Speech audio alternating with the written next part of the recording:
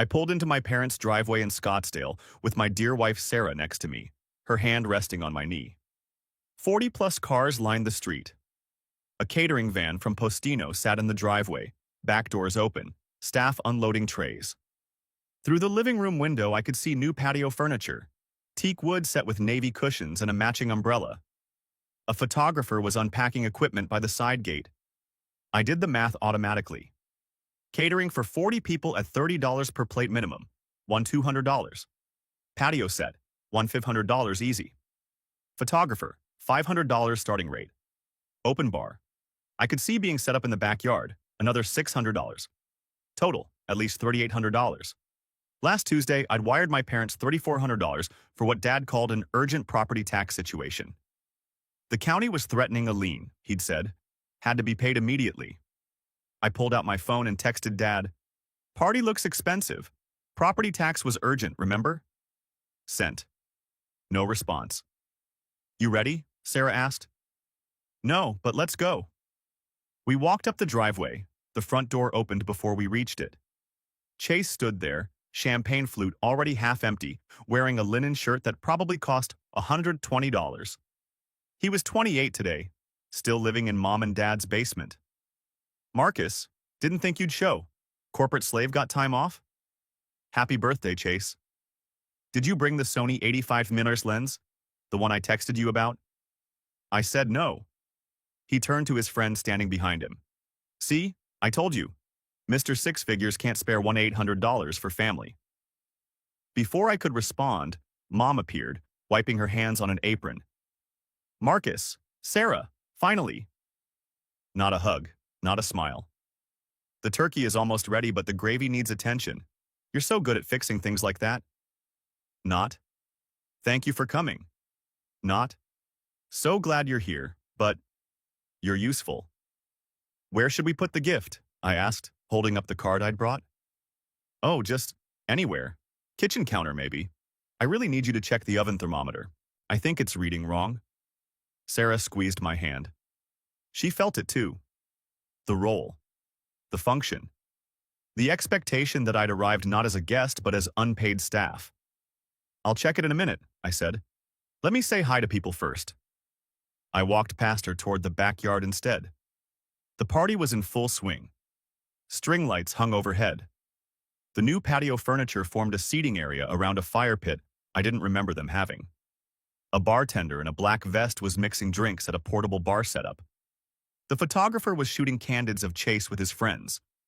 I stood at the edge and inventoried everything. Buffet table, Italian catering, prosciutto-wrapped figs, caprese skewers, pasta stations. $30 per plate was conservative, probably $35. Times 40 guests, $400. Patio furniture, I recognized the brand from a client project. That set retailed for $1,800 minimum. Bar, top shelf liquor. Grey Goose, Hendrix, Patron. Plus the hired bartender, $700 easy. Photographer. I saw a contract sitting on the bar table next to a stack of napkins. I stepped closer. Invoice. Professional photography services. Amount, $650. Paid by Dennis Reed. Payment method, credit card ending in 4782. I knew that card. I was an authorized user on it. I'd been paying the monthly bills for 3 years. My jaw tightened. Across the patio, Dad stood with Aunt Carol and Uncle Bob, his arm around Chase's shoulders. He was animated, gesturing, laughing. Chase basked in it, grinning. "Dennis, Chase's photography portfolio is incredible," Aunt Carol was saying. "I saw it on Instagram. Such an eye for composition," Dad beamed. "We're blessed. Not every parent gets an artist for a son." "And Marcus?" she asked. "How's his computer thing?" Dad glanced my direction, noticed me standing there. "Oh, he's fine. Makes good money. Stable job. Does the tech stuff for Adobe." No warmth in his voice. No pride. Just acknowledgement that I existed and performed a function. I thought about my 30th birthday 3 years ago. Olive Garden. We'd split the check 3 ways. I'd paid $47 for my portion. Chase's 25th birthday that same year. Rented event space at a vineyard. DJ, 80 guests, open bar. I'd found out 6 months later that I'd funded it. Dad had called in February claiming they needed $4,200 for emergency roof repairs. The roof was fine. The party had happened in March. Uncle Mark broke away from the group and walked over to me. Marcus, been a while. How's Adobe treating you? Good, senior engineer now. His eyebrows went up. Senior? That's fantastic. Congratulations. He paused. Your dad mentioned that? Not that I've heard. Huh. Uncle Mark looked back at Dad, who was still talking about Chase. He spent 20 minutes telling me about Chase's Instagram following. 10,000 followers, apparently. We both looked at Chase. He was taking selfies with the birthday cake, phone held high, face tilted at the practiced angle of someone who'd done this 1,000 times. Chase noticed me watching and walked over, drink in hand. So, real talk, Marcus. I need that lens for a client shoot Monday. You have a client? Potential client. Music venue downtown wants promo shots, but I need the 85mm to look professional. Are they paying you? It's spec work, for my portfolio. But if they like it, they'll hire me for the full campaign. So no, they're not paying you. His face tightened. God, you're such a corporate robot. Not everything is about money, Marcus. Some of us care about art, about creating something meaningful. Some of us pay rent, I said. Sarah appeared at my elbow. Dinner's being served, she said quickly, diffusing it. Everyone moved to the long table set up in the backyard. Marcus and Sarah were seated at the far end, farthest from the head table. Chase sat at the center with Mom and Dad flanking him like royalty. Dad stood and tapped his champagne glass with a knife. The sound cut through the conversation. Everyone quieted. Everyone! Thank you so much for coming to celebrate my son Chase's 28th birthday. Applause. Hoots from Chase's friends. 28 years ago, Linda and I were blessed with a child who sees the world differently. Chase doesn't chase money or status. He chases beauty, art, meaning. Things that matter beyond a paycheck. More applause. I kept my face neutral. Not everyone understands the artist's path, Dad continued. It's difficult. It requires sacrifice, not just from Chase, but from everyone who loves him and believes in his vision. My jaw locked. Linda and I are proud to support his journey no matter what it costs, because some things are more important than money. I did the math in my head automatically. Gallery failure, $100,000 second mortgage they'd taken out in 2021. Monthly mortgage support, $500 for 36 months, on $54,000. Car payments for Chase's Jeep, $380 monthly for 36 months, or $13,680. Emergency requests, conservative estimate $26,000 over 5 years. Total investment in Chase, $193,680. Total investment in me, $1,500 for textbooks freshman year, which I'd repaid in 2014. Uncle Bob, 3 drinks deep, shouted from the middle table, "What about Marcus? He's here too. Say something about your other son." Awkward silence rippled through the guests. Dad's smile tightened. "Marcus, come on up here. Say a few words about your brother." Trap. I knew it immediately. But 40 people were watching, waiting. Phones were already out. I stood. Walked to the front of the head table. "Happy birthday, Chase. Hope 28 is good to you." I turned to walk back. Dad's hand clamped onto my shoulder. Stopped me. Hang on. While you're up here." He turned to face the crowd, keeping his hand on my shoulder like I was a prop. "Marcus here is our practical son. He's the one who makes sure things get done. The reliable one. The one who keeps the lights on, if you know what I mean." Scattered, uncomfortable laughter. My face went cold. "Stone, can we talk inside for a minute?" I said quietly. Dad waved his hand dismissively. "Later, son. We're celebrating." "About the property tax payment I made Tuesday." The laughter faded. Guests leaned forward. Dad's face darkened. "Not now. Or the mortgage payment I've been covering since 2021. Chase stood up. "Dude, what the heck? It's my birthday." Mom rushed over from her seat. "Marcus, please, this isn't appropriate." "When is appropriate, Mom? When you text me at midnight with another fake emergency?" Phones were definitely out now. Recording. I could see the little red dots. Dad's voice went loud. Inside, now! He grabbed my arm and pulled me toward the house. Mom and Chase followed.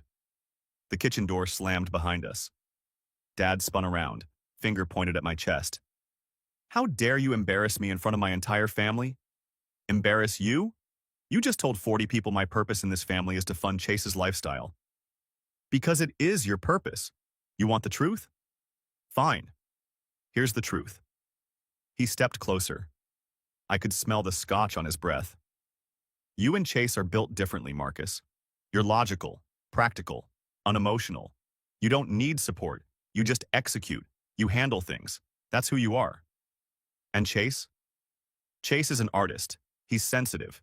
He needs nurturing, financial backing, time to explore his gifts without the stress of bills and rent and all the mundane nonsense that crushes creativity. On my money. On family money. We're a family, Marcus. Your success supports his creativity. That's how families work. Say that again.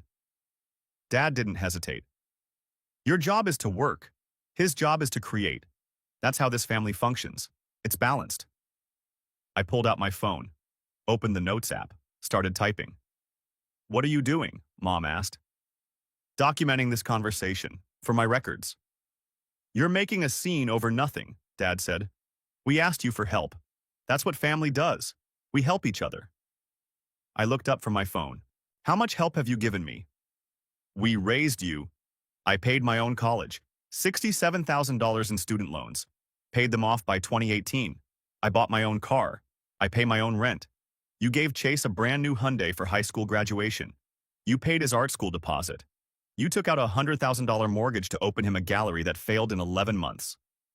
He needed those things, Mom started. And I didn't? Silence. Just the hum of the refrigerator. Dad's face went purple. Listen to me, Marcus. You exist to pay his dreams. That's your role in this family. You make the money. Chase makes the art. We facilitate both. That's the system. The words hung in the air. You exist to pay his dreams. And if I don't like the system? I asked. Dad pointed to the door. Then there's the door. Leave. Mom gasped. Dennis. No. Dad's voice was steel. If he wants to play martyr, if he wants to hold his success over us like we're charity cases, he can get out. Chase crossed his arms. Honestly? Yeah. If you're going to throw money in our faces every time we ask for help, just go. I looked at all three of them. Mom with tears starting. Dad with his arm pointing at the exit. Chase with his smirk. This was the moment. The hinge point. The decision I'd been building toward for 5 years without realizing it.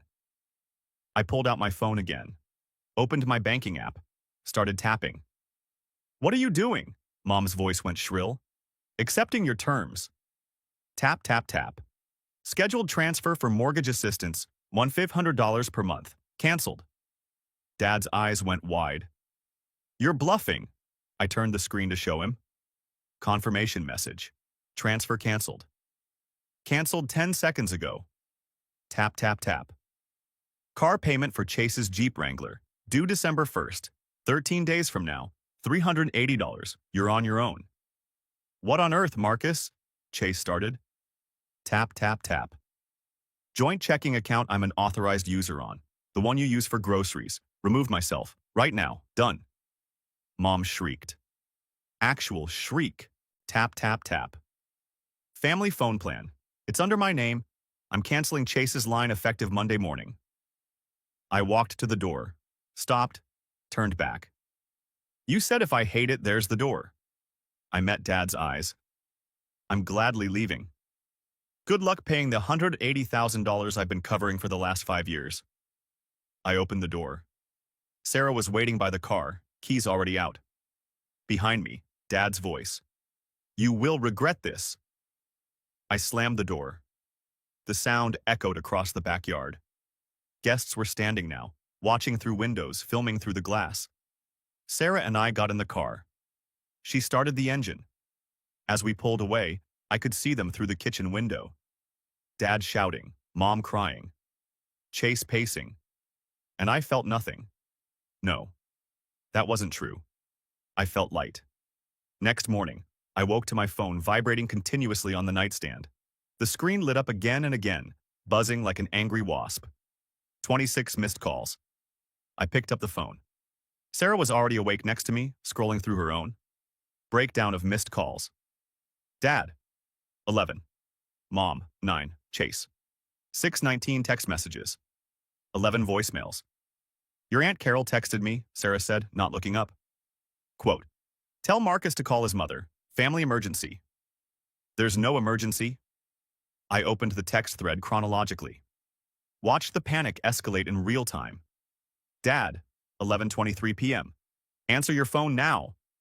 Mom, 11:47 p.m. Marcus, please. You're scaring me. Chase, 12:02 a.m. You freaking psycho. You ruined everything. Dad, 1:15 a.m. I checked the bank. You actually canceled it. Fix this immediately. Mom, 2:34 a.m. I can't sleep. How could you do this? Dad, 3:41 a.m. Mortgage due. December 1st, 2850. We don't have it. Call me. Chase, 6:52 a.m. My phone's not working. WTF did you do? I set the phone down. Sarah was watching me. Are you sure about this? She asked. I've been tracking every payment in Excel for 5 years. I knew this day would come. I opened my laptop. Found the file I'd been maintaining since 2019. Family, financial tracking.xlsx. 5 years of data. Every transfer, every fake emergency, every just this once request that became permanent. Gallery bailout, $100,000. Monthly mortgage support, $54,000. 36 months at Zon 500. Car payments for Chase's Jeep, $13,680. 36 months at $380. Emergency requests, $12,767. Total, $184. I exported the entire spreadsheet to PDF, named it Read Family Receipts 2019-2024 PDF, saved it to my desktop. My phone rang. Dad calling. I declined. Immediately rang again. Mom calling. Declined.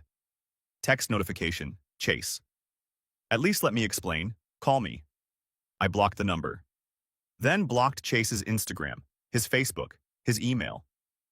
Sarah got up and made coffee, handed me a mug. Let them panic, I said. She nodded. By 11:15 a.m., the family group chat was exploding. The chat was called Read Family Updates.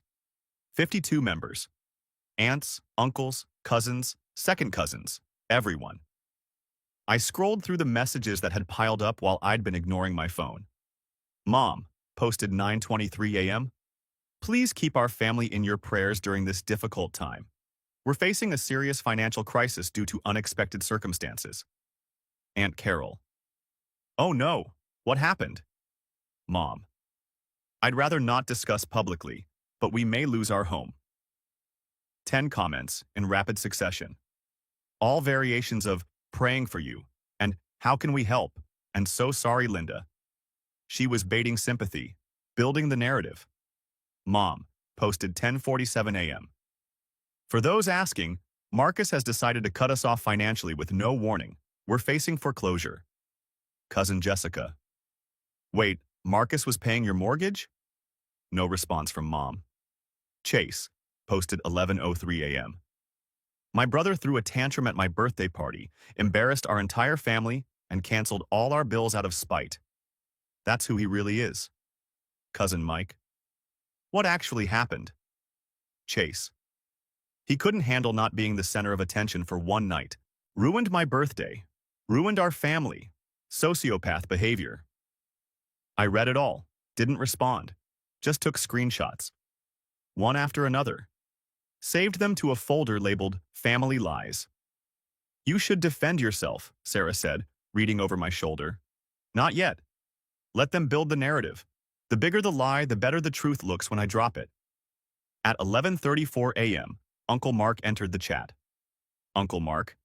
Dennis, how much was Marcus paying monthly? Dad, posted 11:36 a.m. That's private family business, Mark. Uncle Mark. You just made it public by posting in a group chat with 52 people. How much? No response from Dad. Uncle Mark. I'll take the silence as more than I'm comfortable admitting. Marcus, call me when you're ready. I texted Uncle Mark privately. Thanks, I'll call Monday. He replied immediately. Good. Don't let them guilt you. I've seen the pattern for years. Sunday morning, 9:47 a.m. My phone rang. Mom calling. I answered. Put it on speaker. Sarah sat across from me at the kitchen table. Mom's voice came through, thick with tears. Marcus, please. We need to talk face to face. I'm listening. Can you come over? No. Marcus, we're your parents. Rustling. Muffled voices. The phone changed hands. Dad's voice controlled. Calm. The negotiation tone he used with difficult customers at his store. Son, let's talk like adults. Go ahead. You made your point Friday. We hear you. You feel underappreciated. I understand that. Do you? Yes. And we're willing to make changes. More appreciation. More acknowledgement. We can do better. In exchange for? We'd like you to reconsider the mortgage assistance. We can restructure it as a loan if that makes you more comfortable. Official paperwork, signed documents, legal and binding. Interest rate? Pause. Well, we're family, Marcus. Maybe 0% would be appropriate. So not a loan. A gift you're rebranding to make me feel better about it. His voice tightened. Why are you being difficult? I felt something go cold inside me, sharp and clear. Dad, do you remember what you said to me Friday night? I said a lot of things. You told me I exist to pay his dreams. Do you remember saying that? Silence. 5 seconds. 10. I was angry. I didn't mean... You meant it. You just didn't expect me to believe you. Mom grabbed the phone back. Sobbing now. Full breakdown. Marcus, please. We'll lose the house. Your childhood home. Where you grew up. All your memories. You'll lose the house you took a second mortgage on to fund Chase's failed gallery. Not my house. Yours. How can you be so cruel? I gave you 184,147 over 5 years, Mom. I was never cruel. I was a bank. And banks close accounts when customers stop paying them back. I hung up. Sarah reached across the table and took my hand. You okay? I'm free. Sunday afternoon, 3:42 p.m. Sarah was on her phone, scrolling. She stopped. Looked up at me. You need to see this. She turned her screen around. GoFundMe campaign. Posted 2 hours ago. Title: Help my family avoid homelessness after financial abuse. Photo: Chase with our parents. All three looking somber and defeated. Professional lighting. Staged. I read the description. My family is facing foreclosure after my brother, who has a 6-figure tech job, suddenly cut off all financial support with no warning. We supported his education, his career, and his dreams. Now he's abandoned us in our time of need. My elderly parents may lose their home. Any help is deeply appreciated. Goal: $50,000. Raised so far, 347 from 12 donors. Comments. Section: Praying for your family.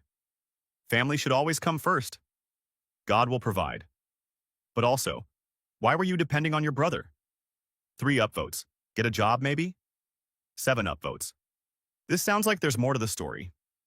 11 upvotes. I read it twice.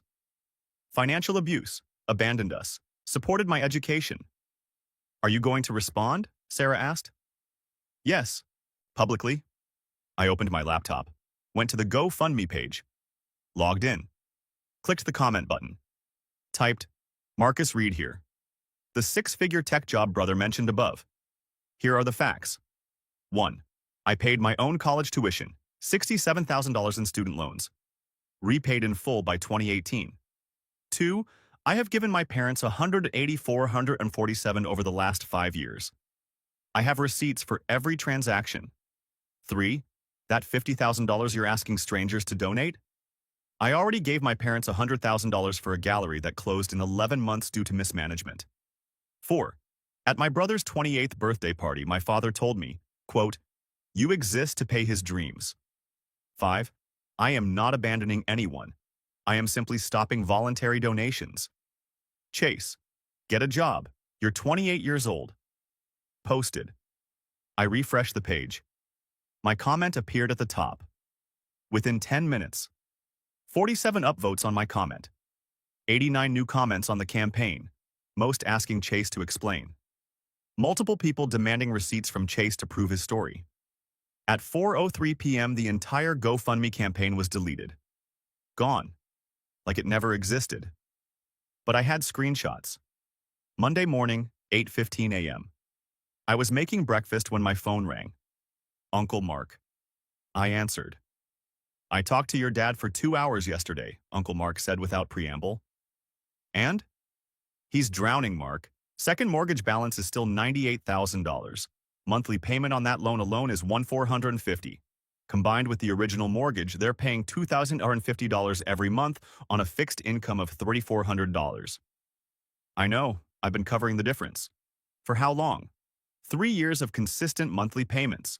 Before that, sporadic emergency requests. Total over 5 years, $180,447.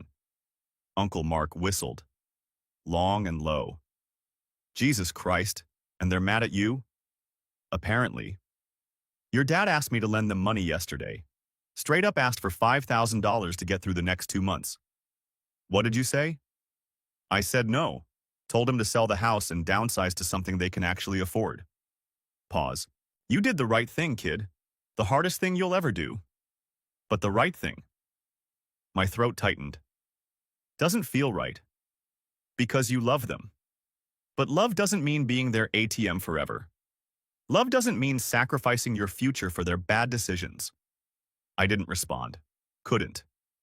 Call me if you need anything, Uncle Mark said. I mean it. Thanks. He hung up. Sarah came into the kitchen, put her arms around me from behind. You okay? I looked at my phone. No new missed calls? No new texts? The siege had stopped. Yeah, I said. I think I am. Back at work. I set my phone on Do Not Disturb, but the notification badges kept climbing. 47 unread messages, 12 missed calls. Email from Dad at 7:42 a.m. Subject line. Urgent. Bank situation. Marcus, the bank called. Mortgage payment due tomorrow, 11/22, $2,850. Without it, we get 30-day foreclosure notice. Please reconsider. I archived it. Didn't respond. Tuesday morning, mortgage due date. Text from Mom at 9:15 a.m. The payment bounced. They're charging a $75 late fee. Please, Marcus. I typed 3 different responses. Deleted all 3. Finally sent, Mom, I'm not paying. Figure it out. 3 hours later, text from Dad. We withdrew from savings. Payment made this month. But we can't sustain this. Then sell the house, I replied. You'd let us be homeless? You'd have sale proceeds. Buy something smaller. You won't be homeless. No response after that. Wednesday afternoon, email from Progressive Insurance. Auto policy for Jeep Wrangler, VIN 1J4RW58N27C58942. Payment past due. Policy will cancel 12/1 without payment. Chase's car. I'd been paying his insurance for 3 years, $127 monthly. Another expense I'd forgotten I was covering. I forwarded the email to Dad with one line. FYI, Chase's car insurance cancels in 8 days. Not my problem. Thursday was Thanksgiving. Sarah's family invited us to their house in Tempe. Her parents, 2 sisters, brother-in-law, 3 nephews. It was normal, warm, functional. People passed dishes and laughed, and nobody asked anyone for money. Sarah's mom asked me halfway through dinner, "How's your family, Marcus?" "We're not speaking right now." Her face fell. "Oh no, what happened?" "I stopped funding my brother's life. They didn't take it well." Sarah's dad looked up from carving the turkey. "Good for you, son. Boundaries are healthy. Family doesn't mean being a doormat." I realized I'd never heard that before. The idea that saying no to family was allowed, expected even. Friday morning, text from Chase. New number. My phone got shut off. "Did you actually cancel my line?" "Yes." "How am I supposed to do work?" "Pay for your own phone." "I can't afford it." "Get a job." "Piss off." Blocked the new number. Monday, November 28th. Call from cousin Jessica at lunch. I almost didn't answer. Hey Marcus, I wanted to apologize. 4.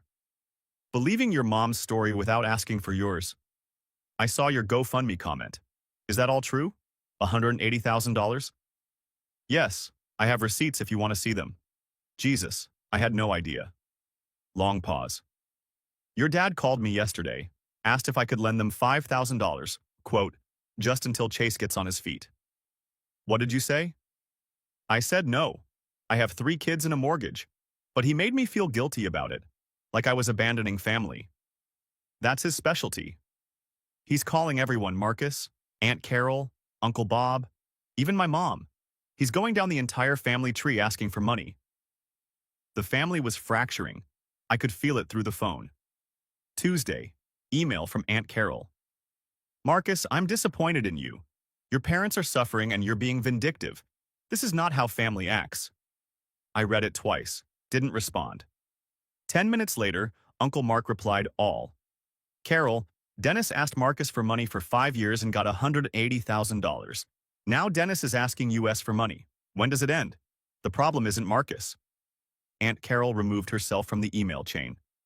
Wednesday evening, Sarah showed me her phone. Mom's Facebook post. Public. When your own child turns their back on you in your darkest hour, you learn who you really raised. Praying for peace. 47 comments. Mix of support, confusion, and people asking what actually happened. Should I respond? I asked Sarah. Do you want to? I want this over. Then let it pass. People who matter know the truth. Thursday afternoon, text from Chase. Another new number. Dad sold his truck today. His 2019 F-150. Got $18K for it. He's driving a 2004 Camry now. Happy? Did he sell it to make the mortgage payment? Yes, because you won't help. He could sell the house instead. And live where? Apartment, condo, anywhere cheaper, like normal people do when they can't afford their current place. You're a heartless piece of crap. You're 28 with no job. Blocked the 3rd number. Friday, December 9th, 2:47 p.m. I was in a code review meeting when my phone buzzed. Email from Experian. Alert. New credit inquiry detected. Chase Sapphire Preferred Card. Applicant, Marcus Reed. My blood went cold. I excused myself from the meeting. I didn't apply for a credit card. I hadn't applied for credit in 2 years. Logged into Experian, pulled up the inquiry details. Application submitted, 2:37 p.m. today, 10 minutes ago. IP address location, Scottsdale, AZ. Annual income listed, $185,000, my exact salary. They knew it because I'd told them years ago when they'd asked about my promotion. They were trying to open a credit card in my name. I called Sarah. They did it. Identity theft. Call the police. It's my dad, Sarah. I can't. It's fraud, Marcus. If you don't report it, you're liable for whatever they charge. They could max it out. $20,000, $30,000, you'd be responsible. I can't put him in jail. Then he'll do it again next month, and the month after that, until you're bankrupt. She was right. I called the Scottsdale Police non-emergency line. Explained the situation. Identity theft attempt. Credit card application in my name without permission. I suspected a family member but didn't provide names yet. Just needed a police report number to dispute with the bank. Report filed. Case number SC 2024-09847. Now the hard part. I downloaded the police report, scanned it to PDF, opened my email. 2. Dennis.read@gmail.com. CC. Linda.read@gmail.com. Subject, fraud alert, police case, SC 2024-9847. Dad, I received notification that someone attempted to open a Chase Sapphire credit card in my name at 2:37 p.m. today from an IP address in Scottsdale. I have filed a police report for identity theft. Attached. The bank has flagged the application as fraud. This is a felony punishable by up to 3 years in prison. If any additional accounts are opened in my name, I will provide the police with the suspect's full identity and press charges. Do not test me. Marcus. Attached the PDF. Sent. 5 minutes later, my phone rang. Dad, calling. I let it go to voicemail. Listened to it an hour later in my car. Dad's voice, broken, weeping, a sound I'd never heard from him before. Marcus, we're desperate. We have no food. The fridge is empty. I'm sorry about the card. I didn't know what else to do. Please. Just $100. Just for groceries this week. Please. I sat in my apartment that night on the floor with my back against the couch. Cried for 20 minutes straight. Not for them. For myself. For the father who used to carry me on his shoulders at the park. For the version of him that didn't exist anymore. That maybe never existed. But I didn't send the money. Because $100 now meant identity theft again next month. And the month after. Until there was nothing left. I had to be the wall. Not the door. Tuesday, December 13th. Phone call from Aunt Valerie. Mom's older sister. She was an accountant, did taxes for half the family. Marcus, I'm in Phoenix for work. Can we meet? Is this about them? Yes, but not what you think. Starbucks on Camelback Road, 4:30 p.m. Valerie was already there, corner table, manila envelope in front of her. Sit. I sat. She slid the envelope across the table. Your parents are being audited by the IRS. What? The gallery. Your dad wrote off personal expenses as business losses. Trips to Sedona, dinners at restaurants, Chase's car lease. He claimed it all as business expenses. Oh my God. Total owed including penalties and interest, $52,000. I felt sick. They're 3 months behind on the mortgage. Foreclosure notice was posted on the door last week. IRS put a lien on your dad's store inventory. He can't sell anything without paying them first. Why are you telling me this? She reached across the table and touched my hand. So you don't blame yourself when everything collapses. Pause. I saw your Facebook posts, the receipts. I did the math, Marcus. You gave them $180,000 over 5 years. You kept them afloat. You did more than any child should ever have to do. Tears filled my eyes. I didn't blink. Let them sit there. They lied to me too, Valerie said. Told me you were rich and stingy, that you refused to help out of spite, that you'd abandoned them over some minor argument. I believed them. I'm sorry. What happens now? They'll lose the house. They'll lose the store. Bankruptcy, probably. Your dad's talking to a lawyer. Should I help them? No. Her voice was firm. You save yourself. You get out. You build your life. Don't look back at the explosion. She stood up, hugged me, left the envelope on the table. I sat there for an hour after she left, staring at the IRS audit notice, the foreclosure letter, the lien documentation. The empire was collapsing, and I wasn't there to catch it. For the first time in 5 years, I felt nothing when I thought about that. Just relief. 6 months later, I sat at the closing table with a pen in my hand. The realtor slid the final document across. And with this signature, you're officially a homeowner. Congratulations, Marcus. I signed. Sarah squeezed my hand under the table. 3-bedroom craftsman in Tempe, $445,000. 20% down payment. $89,000 I'd saved over the last 18 months. Zero help from anyone. We walked out to the front porch. The house had good bones, original hardwood floors, built-in bookshelves, a backyard with a lemon tree. How does it feel? Sarah asked. Different. Good different. Half a year since the birthday party. 6 months since you exist to pay his dreams. 30 weeks since I'd walked out of that kitchen and never looked back. I hadn't spoken to my parents since the identity theft email in December. Zero contact, no calls, no texts, no attempts from either side. But I knew where they were, small-town dynamics. News travels through family channels whether you want it to or not. Uncle Mark kept me updated, though I never asked. The house sold in February, $380,000. After paying off both mortgages, the IRS debt, and lawyer fees, they cleared $47,000. They moved to a 1-bedroom apartment near downtown Scottsdale, $200 a month. Dad got a job at Home Depot in the garden department. Mom worked part-time at TJ Maxx, folding clothes and running register. Chase got a job at the Apple Store in January after Dad gave him an ultimatum: work or get out. He was still there. Uncle Mark said he hated it but showed up. $17 an hour. He lived with 2 roommates in Tempe, split rent 3 ways. $600 a month. His Instagram hadn't been updated in 3 months. Me? Promoted to staff engineer at Adobe in March. $10,000 salary. Bought a house.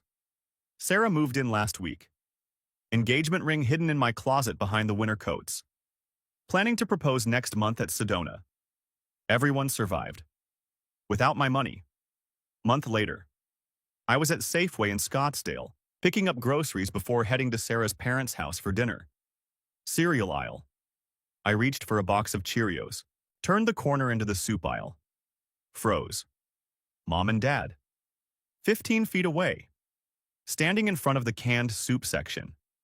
Dad held a store-brand can of tomato soup, squinting at the price tag. Mom had a coupon booklet open, flipping through pages. They looked smaller. Older. Dad's shoulders hunched in a way I didn't remember. Mom's hair had more gray. I had 3 seconds to decide. Walk away. Say something. Pretend I didn't see them. Before I could move, Dad looked up. Saw me. Time stopped. 5 seconds of eye contact that felt like an hour. His face cycled through expressions too fast to read. Shame, regret, anger, all 3. Mom noticed him staring, followed his gaze. Her hand went to her mouth. 10 seconds. No one moved. Then Mom took a step forward. Marcus? Dad's hand shot out, grabbed her arm gently. Stopped her. We locked eyes. Father and son. 15 feet and 6 months of silence between us. His expression said, I know what I did. I know why you left. Mine said, I'm not coming back. Dad nodded. Small movement. Barely visible. I nodded back. Then he turned back to the soup shelf. Mom followed his lead. They went back to reading labels and comparing prices like I wasn't there. I walked to the checkout, paid, left. Sarah was waiting in the car, scrolling through her phone. You okay? She asked when I got in. You look shaken. I saw them. She set her phone down. What happened? Nothing. We nodded at each other. That's it? That's it. How do you feel? Sad, but resolved. She started the car. We drove to her parents' house. I didn't mention it again. 6 months taught me things I didn't want to learn. Chase was still at the Apple Store. Uncle Mark ran into him at a coffee shop last month. Said he looked tired but showed up for his shifts. Got written up twice for attitude problems with customers but hadn't been fired. $17 an hour. 2 roommates. $600 rent. His photography equipment was listed on Craigslist. No buyers yet. Aunt Valerie mentioned he'd applied to community college for a photography program, using a Pell Grant. Maybe he was learning. Mom worked at TJ Maxx 25 hours a week, folding shirts, operating the register. Aunt Valerie saw her there last month and said she seemed lighter somehow, like the pressure of maintaining appearances had lifted. She'd started selling small watercolor paintings at the weekend farmers market, $15 each. She kept the money for herself. Dad worked at Home Depot in the garden department, helped customers load bags of mulch into trucks, got an employee discount. Uncle Mark said he looked humbled the last time they talked. Drove a 2004 Camry with 180,000 miles. It ran. They were surviving. Without me. Not thriving. Not destroyed. Just existing as normal people with normal problems. Normal jobs, normal budgets, normal lives. Me? Staff engineer. $10,000 salary. House with a lemon tree. Sarah. Engagement ring waiting in the closet. Savings account growing every month. Retirement fund on track. Stress level manageable. And no one called asking for money. Another month passed. Sarah and I sat on our new back patio. String lights overhead. 2 glasses of wine on the table between us. Do you regret it? She asked. Sometimes. Late at night I think about holidays we won't share. Grandkids they won't meet if we have them. But But then I remember what he said. You exist to pay his dreams. That still hurts. It does. But it was honest. For the first time, he told me exactly what my role was. And I had a choice. Accept it or reject it. You rejected it. I chose myself. We sat in silence for a minute. The string lights reflected in her wine glass.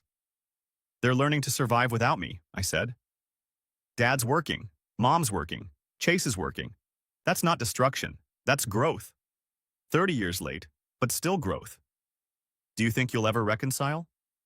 Maybe, years from now, if they acknowledge what happened. Not apologize necessarily. Just acknowledge it. And if they don't, then I have this. I gestured to the house, to her, to the backyard with the lemon tree. I built this, with my money, my work, my choices. No one can tell me I exist for someone else's dreams. Sarah smiled, reached across and took my hand. Because I'm living my own. The string lights glowed overhead. The lemon tree rustled in the breeze. Somewhere in the distance, a dog barked. And for the first time in 5 years, I felt like I could breathe.